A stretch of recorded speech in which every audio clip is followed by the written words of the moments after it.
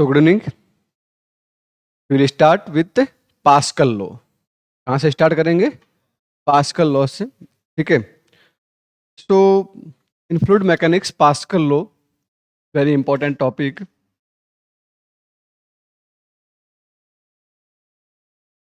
Pascal law. So what is the Pascal law?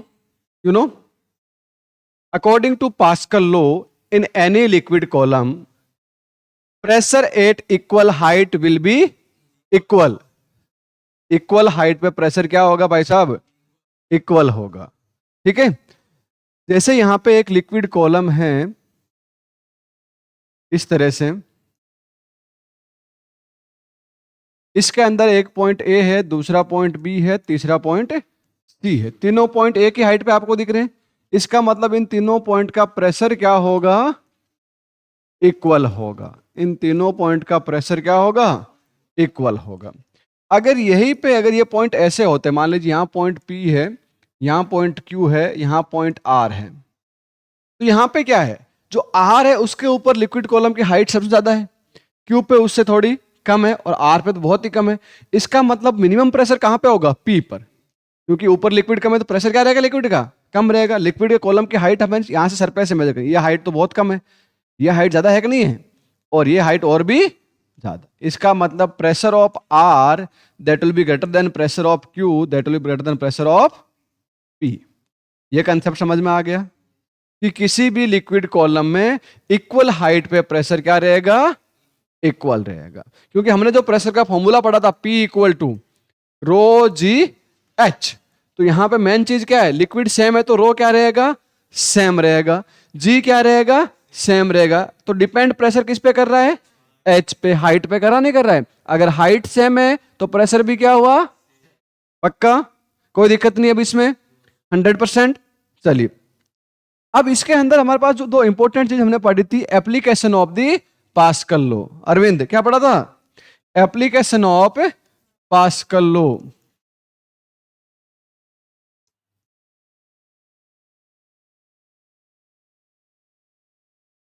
What is the application of Pascal law?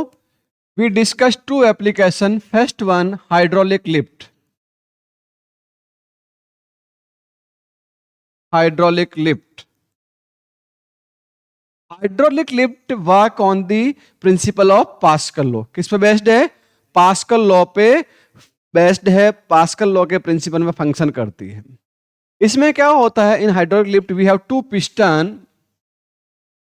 We have two piston like this.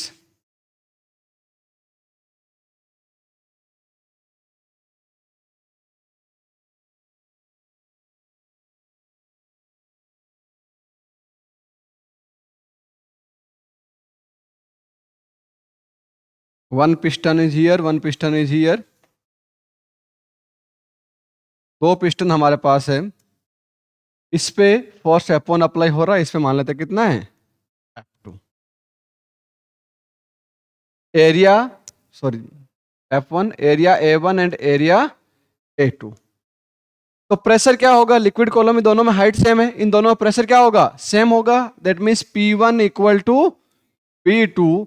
तो यहां से क्या आ गया अपने पास? F1 upon A1 equal to F2 upon A2. So that means you know F2 equal to what? F1 upon A1 into A2. अब यहां देखो आपको A2 ज्यादा एरिया दिख रहा है. A2 एरिया बहुत ज्यादा दिख रहा नहीं दिख रहा है? और A1 बहुत ही कम दिख रहा है. अगर यहां पे आप F1 बहुत ही कम फोर्स अप्लाई करते हो तो भी F2 क्या होगा? बहुत ज्यादा हाई होगा. एक सिंपल एग्जांपल ले लेते हैं हम लोग कि अगर आप लोग यहां पे 100 न्यूटन का वेट अप्लाई करते हो तो यहां से हम कितना वेट लिफ्ट कर सकते हैं? जहां ज्यादा एरिया है. इसका एरिया मान लेते हैं 1 मीटर स्क्वायर है. कितना है? 1 मीटर स्क्वायर. और इसका एरिया मान लेते हैं हमारे पास 100 मीटर स्क्वायर है. ठीक है. तो क्या होगा इस कंडीशन में? F2 equal to F1 100 Newton. कितना है? 100 अपॉन A1 कितना है? 1 इंटू यहां पे एरिया कितना है? तो कितना होगा? 10,000 न्यूटन. तो यहां पे with the application of 100 Newton force, here we can apply 10,000 Newton force. कितना फोर्स अप्लाई कर सकते हैं? 10,000 न्यूटन। तो इसका मतलब अपन थोड़ा सा फोर्स लगा के भी बहुत हैवी ऑब्जेक्ट को क्या कर सकते हैं, लिफ्ट कर सकते हैं with the help of hydraulic lift. आपने कहीं भी जो सर्विस सेंटर होते हैं गाड़ियों वगैरह के, उसमें जब किसी भी चीज को लिफ्ट करना होता है तो आराम से वो क्या करता है, ऐसे पेडल पे पैर रखता है और वो लिफ्ट अपना आप क्या होती है, ऊपर हो जाती है। तो उसका जो फंक्शन होता है वो कौन सा होता है, हाइड्रोलिक लिफ्ट का। कई सारे ट्रक वगैरह आप देखते हो, बड़े बड़े ट्रक जो होते हैं उसमें जो ऊपर करते हैं ऐसे, वो पूरा के फंक्शन किस पे काम करता है, हाइड्रोलिक लिफ्ट पे। आप जैसे भी मशीन देखते हो, एक्सकवेटर तो देखते हो, एक्सकवेटर में पूरा का पूरा फंक्शन किसका होता है, हाइड्रोलिक लिफ्ट का होता है, क्योंकि उसमें ऑयल भरा होता है। ऑयल क्या होता है, एक इनकंप्रेसिबल लिक्विड होता है जिसको अपन कंप्रेस नहीं कर सकते हैं।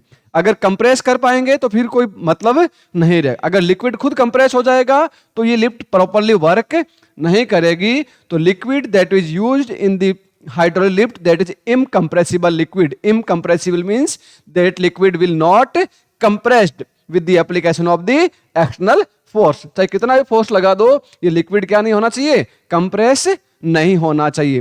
तो हाइड्रोलिक लिफ्ट का जो ड्रम है, ये ड्रम जो होता है, ये ड्रम भी क्या होता है, बहुत स्ट्रांग होना चाहिए, क्योंकि ये भी जो आपका प्रेशर जो अप्लाई हो रहा है ये पूरा किसकी वॉल पे होगा, ड्रम की वॉल पे होगा। कंसेप्ट समझ में आ गया कि हाइड्रोलिक लिफ्ट कैसे वर्क करती है। और next concept on the pascal application, that is hydraulic brake.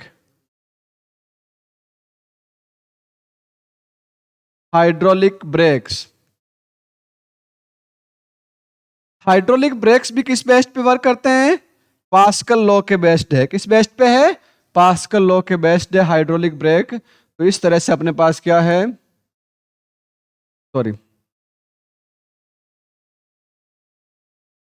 ये लिफ्ट बना दिया वापिस से। तो यहां पे देखिए इसके अंदर क्या होगा, इस तरह से हमारा टायर रहता है, इस टायर के साइड में क्या ये रिम लगी होती है, क्या होती है, रिम है। इसके साइड में लगा होता है लेदर, क्या लगा होता है बेटा, लेदर लगा होता है, लेदर ब्रेक जिसको हम बोल सकते हैं। ये लेदर ब्रेक का जो कनेक्शन होता है वो होता है ऑयल पाइप के साथ, ये पाइप आपका रहता है। और इसके साथ यहां पे लगा आपका क्या होता है,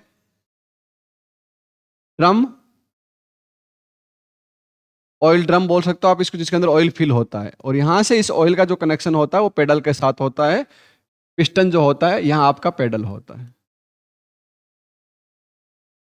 ब्रेक पेडल बोल सकते हो, ब्रेक पैड बोल सकते हो, ठीक है। और ये आपका पिस्टन है, movable piston, movable piston.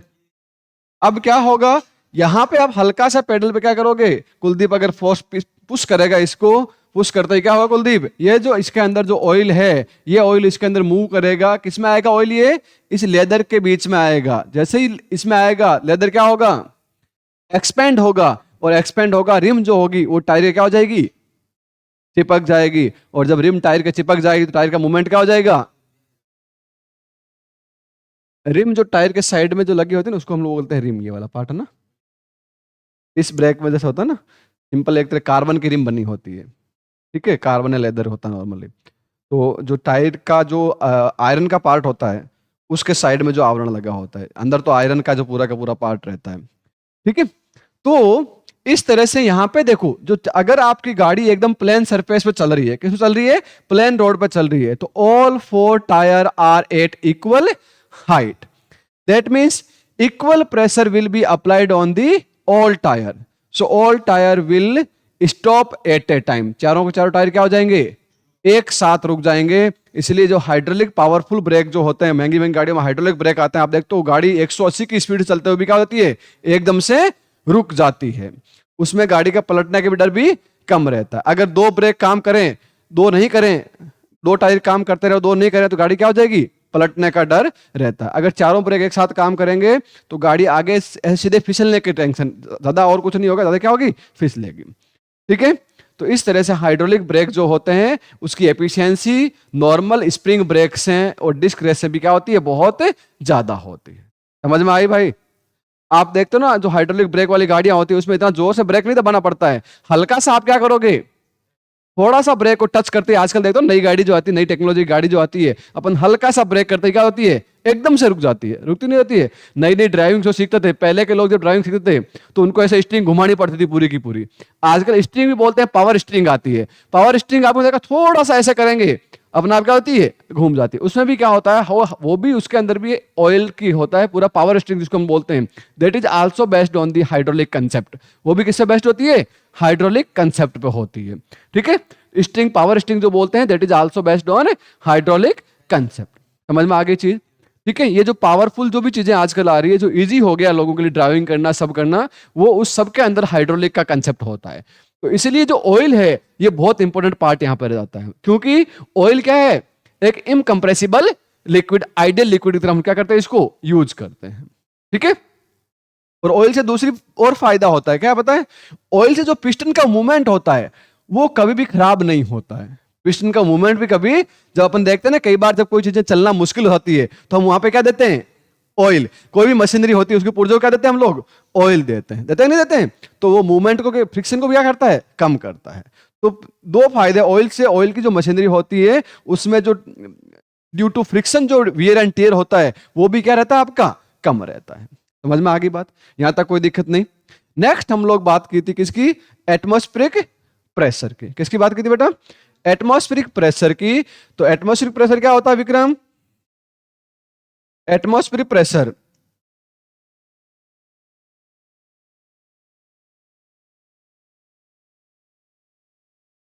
Atmospheric pressure, atmospheric pressure, it is the pressure by atmospheric gases, pressure by atmospheric gases on the earth surface. जो एटमॉस्फेयर के अंदर जो गैसेज प्रेजेंट है, वो अर्थ के सरफेस पे कितना प्रेशर अप्लाई कर रही है, कितना फोर्स अप्लाई कर रही है, that is known as the atmospheric pressure.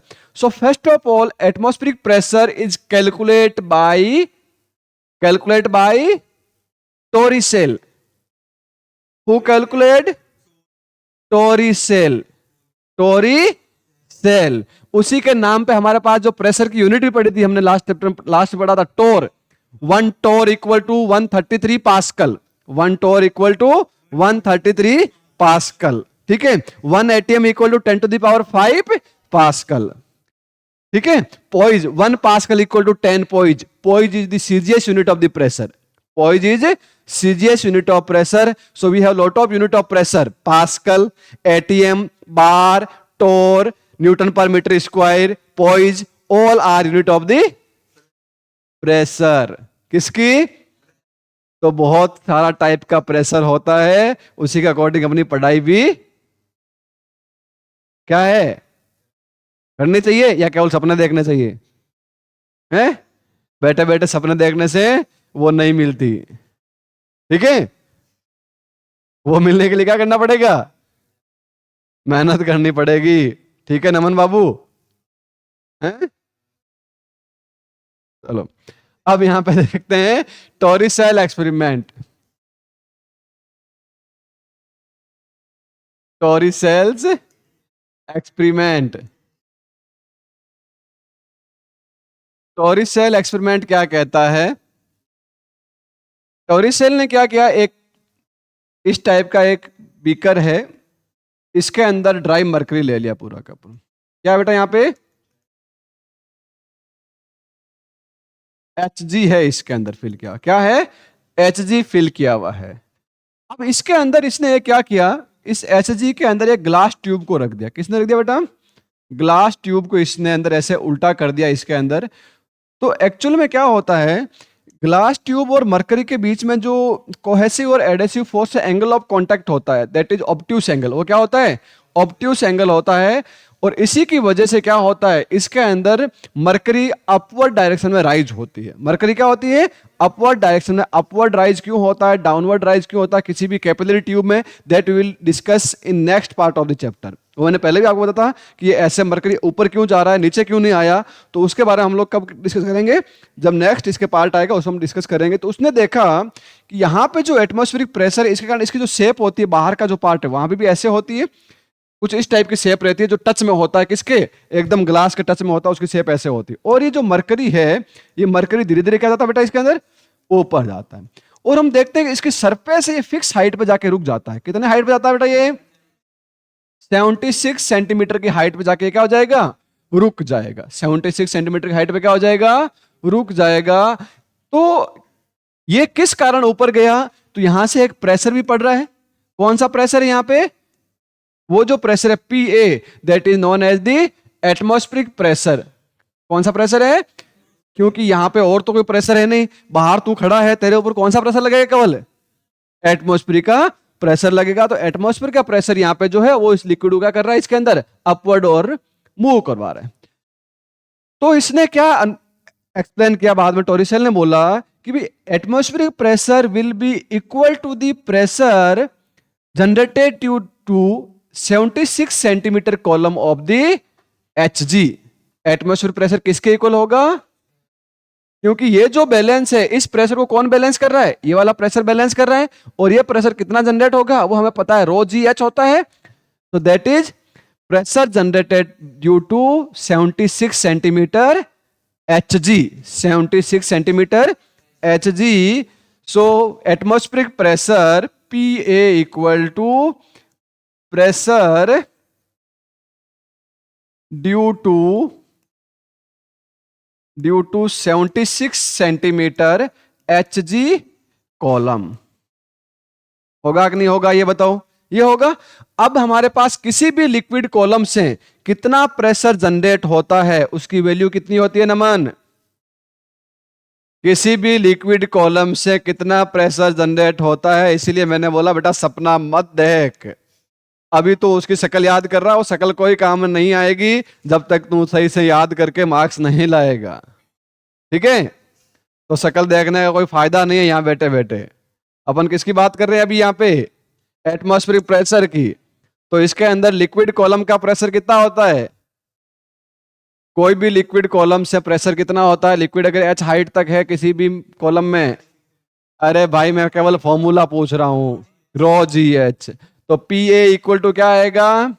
Row of mercury into G into H। Now we have everything. ρHG कितना होता है?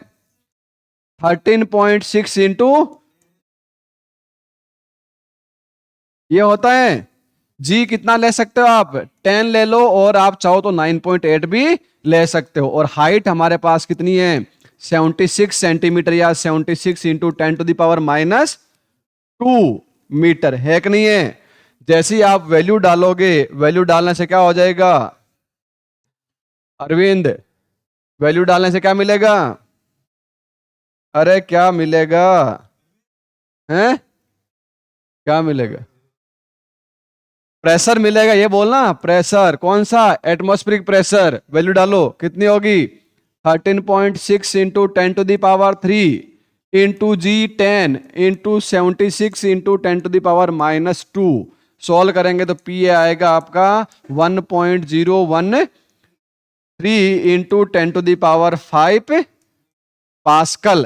प्रेशर न्यूटन नहीं होता है, न्यूटन।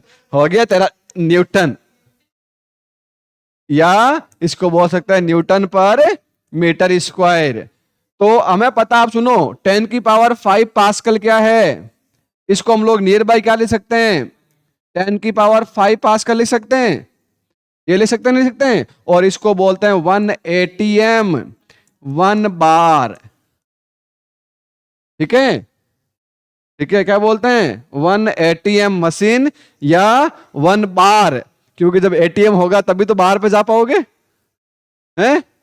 जब ATM होगा तो ही बाहर पे, अदरवाइज बाहर में जाने से कोई फायदा, क्योंकि दूसरों को देख के वापस आके क्या करोगे? जब ATM होगा तो कार्ड स्वैप होगा, तभी बाहर कुछ काम में आएगा, हैं? ऐसा ही करोगे? देख कितना है समझ में आई चीज कि कितना होता है एटमॉस्फेरिक प्रेशर। अब सुनो, इसका जो नेक्स्ट इंपॉर्टेंट पार्ट है, हमने क्या पढ़ा कि जो ग्लास ट्यूब के अंदर जो मरकरी की हाइट होती है, ग्लास ट्यूब में जो मरकरी की हाइट होती है वो हाइट कितनी रहती है? कितनी रहती है? 76 सेंटीमीटर रहती है। ये तो हमने देखा। जब वर्टिकल है ग्लास ट्यूब, कैसी है? वर्टिकल है। अब नमन बाबू ने बोला कि मैं तो ग्लास जो है वो वर्टिकल नहीं करूंगा सर, बाहर में चला गया तो फिर वर्टिकल थोड़ी रहती है, फिर तो कैसे हो जाती है, टेढ़ी हो जाती है। कैसे हो जाती है? अगर अपन इस मरकरी का जो कॉलम है इसको टिल्ट कर दें, क्या कर दें, टिल्ट कर दें। इसने बोला सर मेरी तो ग्लास ऐसे हो गई अब, क्योंकि बाहर के अंदर गया, एटीएम भी था पास में, अब ग्लास ऐसी हो गई इसकी। समझ गए? अब जब ग्लास ट्यूब जो आपकी है वो टिल्ट कर देते हो आप किसी एंगल से, थीटा एंगल से आपने टिल्ट कर दी, ठीक है, कितने एंगल से, थीटा एंगल से आपने टिल्टिंग कर दिया इसका, तो क्या होगा, मरकरी के कॉलम में कोई चेंज होगा क्या?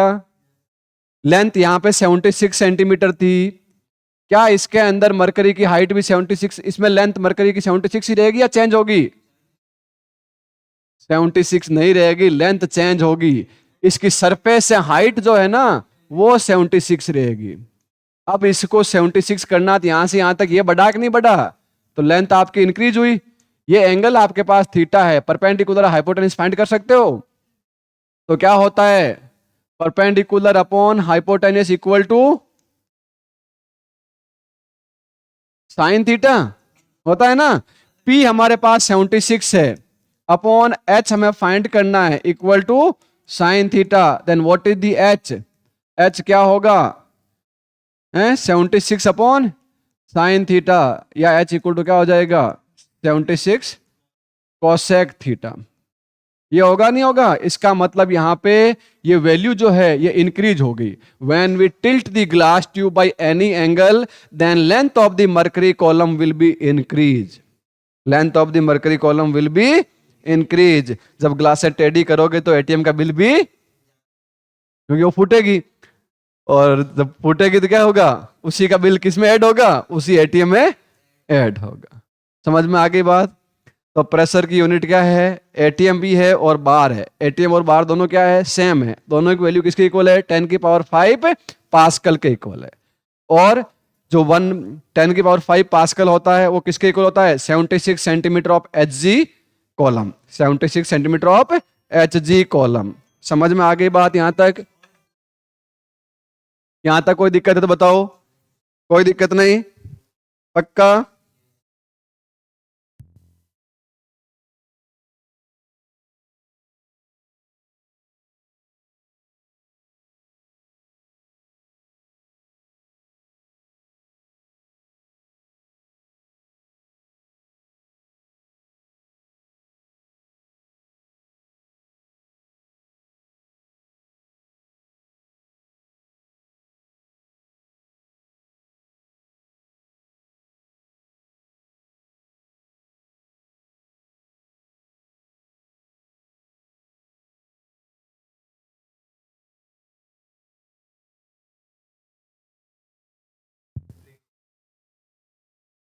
हाइड्रोलिक ब्रेक का कंसेप्ट, तो हाइड्रोलिक ब्रेक का बेटा सिंपल सा कंसेप्ट है, ड्रम ड्रम ब्रेक बोलते हैं इसको। अपन ड्रम होता है उसके अंदर ऑयल भरा होता है। जैसे अपन पिस्टन से ऑयल को क्या करेंगे, हल्का सा पुश करेंगे, पुश करते ऑयल पूरा क्या होगा, उस सभी जो टायर्स है उसके अंदर मूव करेगा, और जब ऑयल जाएगा वहां पे तो क्या होगा, वो एक्सपेंड होगा।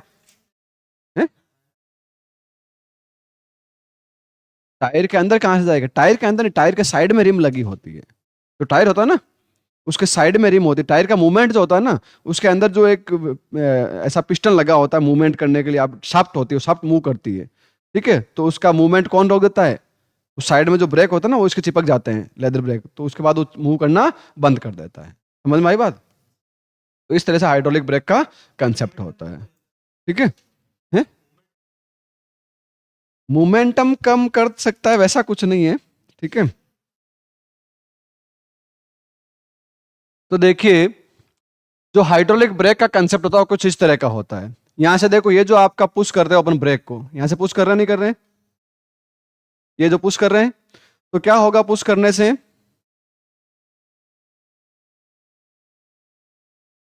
यहां से जैसे ही आपका ब्रेक पुश हो रहा है, यहां से पुश करोगे, ये पिस्टन के अंदर यहाँ पे ऑयल है कि नहीं है, ये कहां जा रहा है आपका, ब्रेक कैपिल पिस्टन में जाता है ऐसे, वो जो मैंने सेम बता रहा था वो बड़े में, यहां से क्या गया, ये इसके अंदर गया, और यहाँ क्या है, ब्रेक कैलिपर पिस्टन्स होते हैं, ये दोनों क्या करते हैं एक साथ में, रोटर होता है ना जो घूमने वाला होता है, उसको क्या करते हैं, चिप, ये लेदर लगे है साइड में, ये क्या लगे हुए हैं, ये इसके चिपक जाएंगे, चिपकते क्या हो जाएगा, इसका मूवमेंट रुक जाएगा। तो this is the hydraulic brake. अब समझ में आ गई चीज कि कैसे होता है, ये फंक्शन है हाइड्रोलिक ब्रेक का पूरा। ये स्प्रिंग है जो रिटर्न में करते रहती है, ये फ्लूइड होता है इसके अंदर, फ्लूइड इनलेट पोर्ट, यहाँ से फ्लूइड आप भर सकते हो इसके अंदर, और यहाँ से आप जो पेडल दबाते हो ना, पेडल और लीवर होता है ब्रेक का पुश करने के लिए, आपका सीधा आगे पैर के नीचे रहता है यहाँ पे ऐसे।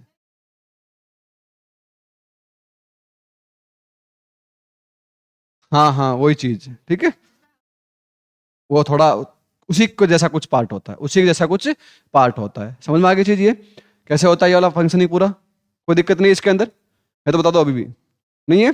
चलिए लिफ्ट का भी बताना, लिफ्ट भी सेम ऐसी तरह फंक्शन करती है, बताओ हाइड्रोलिक लिफ्ट कैसी होती है, वो तो आपने नॉर्मली देख रखी है, ठीक है। So that's all, I think this thing is clear now, ये सबको समझ में आ गया अच्छे से चीज, कोई दिक्कत नहीं इसके अंदर। चलिए नेक्स्ट हम लोग बात करते हैं आगे।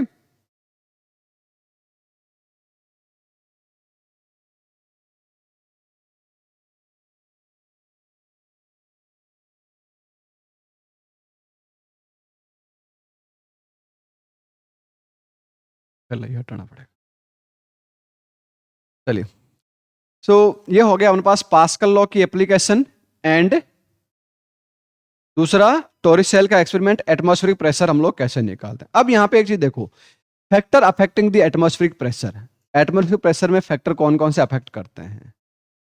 तो एटमॉस्फेरिक प्रेशर जैसे जैसे हाइट पे जाएंगे हम लोग ऊपर, ये ग्राउंड है आपका, मान लीजिए इस ग्राउंड से आप हाइट पे जाओगे, ये आपका ग्राउंड है, इस ग्राउंड से ऊपर हाइट पे जाओगे, जैसे जैसे हाइट पे जाओगे वैसे वैसे जी की वैल्यू क्या होगी, जी डिक्रीज होगा, जी डिक्रीज होगा तो पी ए इक्वल टू क्या होगा, रो जी एच, रो जी एच, तो रो जी कम हुआ एक तो, दूसरी चीज जैसे जैसे आप सरफेस से ऊपर जाओगे तो जो गैसेज के कॉलम का हाइट होगा, ये जो ऊपर से अपन गैसेज मान लीजिए यहाँ 2 किलोमीटर तक अपनी गैसेज रहती है, तो जैसे ऊपर गए उसके ऊपर प्रेशर गैस का क्या होता जाएगा, हाइट कम होती गई, तो जैसे जो ऊपर जाएंगे हाइट भी कम होती रहेगी, तो जैसे अपन सरफेस के ऊपर जाएंगे तो एटमॉस्फेरिक प्रेशर की वैल्यू भी क्या होती रहेगी, डिक्रीज होती रहेगी, क्योंकि जो गैसेज का लेवल है जो ग्राउंड पे है, गैसेज मान लो 2 किलोमीटर ऊपर तक है, आप जब ग्राउंड से 2 किलोमीटर ऊपर चले जाओगे तो वहां एटमॉस्फेयर खत्म हो गया, मतलब वहां गैस है ही नहीं, तो उसके ऊपर तो कोई एटमॉस्फेयर प्रेशर ही नहीं है। तो जैसे आप थोड़ा अंदर ठेठ ग्राउंड पे आ जाओगे एकदम सरफेस पे, तो गैस का पूरा आवरण ऊपर आपके ऊपर है, इसका मतलब वहां प्रेशर क्या होगा, मैक्सिमम होगा, वहां प्रेशर क्या होगा, मैक्सिमम। जी भी तो चेंज होगा, जी में ज्यादा माइनर चेंज होगा, जी में तो क्या होगा, माइनर चेंज होगा, और हाइट में चेंज के साथ साथ प्रेशर एकदम से क्या होगा, डिक्रीज होता है। जैसे अपन अर्थ के सरफेस से ऊपर जाते हैं प्रेशर में क्या होती है, बहुत ज्यादा कमी आती है। तो इसका मतलब आप अगर एक नॉर्मल प्लेन ग्राउंड पे हो और वहीं आप जाते हो किसी पहाड़ी इलाके पे, तो पहाड़ी इलाके पे क्या होता है, प्रेशर गैसेज का कम होता है, प्रेशर क्या होता है गैसेज का।